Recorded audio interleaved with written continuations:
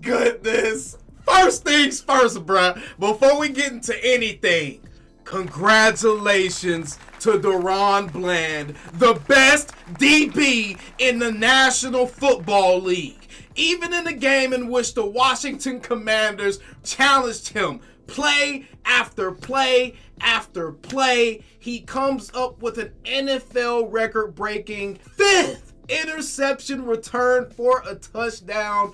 Holy crap, in just 11 games. So there's no excuse as far as, oh, they played 17 games. There's no excuse as far as, oh, they used to play 14 games. He did this in 11 games. This is by far one of the most prolific seasons. Actually, statistically, it's the most prolific season put up by any DB in NFL history so far. And DaRon Bland has been on an absolute 2-year blender.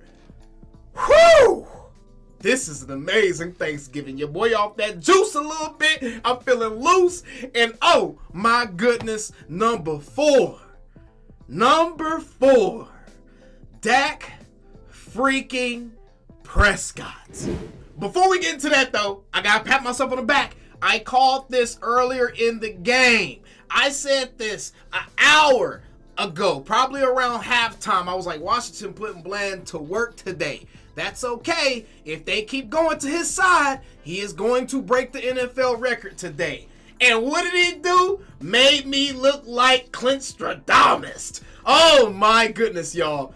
This is how you celebrate a Thanksgiving, and this is how you firmly cement yourself in what should be the leading candidate for the league MVP award in the National Football League. Dak Prescott, 331 yards passing, 10.3 yard average, 4 touchdowns through the air, 142.1 quarterback rating.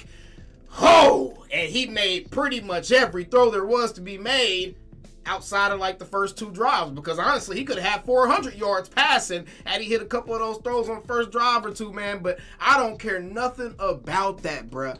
I don't care nothing about that. Our quarterback is 100% on his MVP campaign. 100%. And we're going to be tooting that horn all week long. And my objective this week, make sure y'all subscribe so y'all can keep up with all the stuff that's going to be coming out the channel. My objective this week is to not only prove my case as to why Dak Prescott should be the NFL MVP if he continues on this pace, but I'm also going to keep those pesky analysts in check when they say something crazy about my quarterback. Oh, kind of like Bart Scott and Harry Douglas did earlier when they said they trust Jared Goff more than Dak Prescott. Jared Goff haven't shown you nothing to believe that he's going to do anything better than Dak Prescott this season. I'm tired of y'all trying to group my boy in with all those mid to slightly above average tier quarterbacks. My man is an elite quarterback in the National Football League, and it's high time y'all start putting some respect on his name, bro. Dak Prescott is doing everything you want your quarterback to do in the National Football League. He's using his legs when he needs to. He's making every throw that there is to make. He's become an absolute seamstress.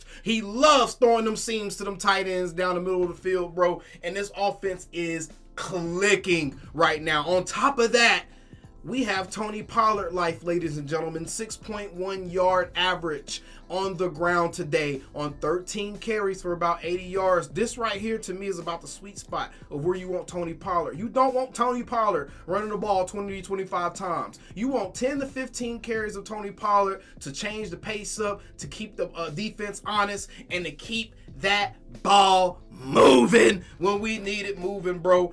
And look at how many different freaking receivers caught the ball today. See, this is why I say Dak Prescott is leading the MVP candidacy. He's not doing all of this leaning on one receiver. Even if CD had 200 yards, that's fine. I still would say Dak Prescott is the MVP.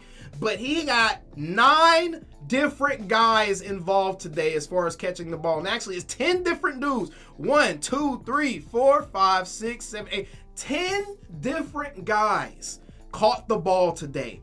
5 different players scored a touchdown today. Micah Parsons did his thing today. I want to say Michael recorded 1.5 sacks today, and we even got 2 sacks from Big Hank right in the middle of that line. The Cowboys are starting to play some of their best football at the right time, ladies and gentlemen. This is exactly what we've been waiting on. We've been saying that the Cowboys curse has been lifted because Jerry Jones blessed Jimmy Johnson into the Cowboys Ring of Honor.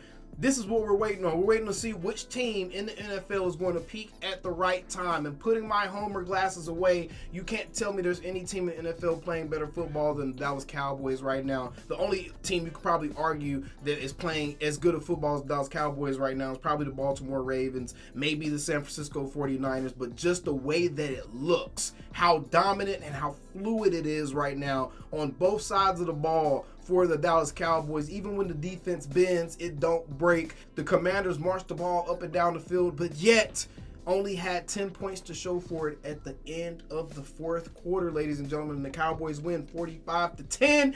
Happy Thanksgiving. I love all of you guys. Thank you for 7,000 subscribers. And I will see you guys bright and early in the morning when we see what everybody got to say. And we got a couple of things to address. I kind of alluded to it earlier, but Bart Scott, you're next.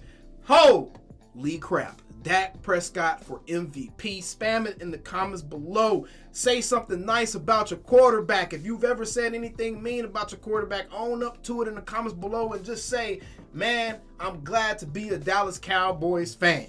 Either way, y'all know how I always end these videos. How them Cowboys. See you guys on the next one. Calling me, texting me, paging me, asking me, am I still them boy?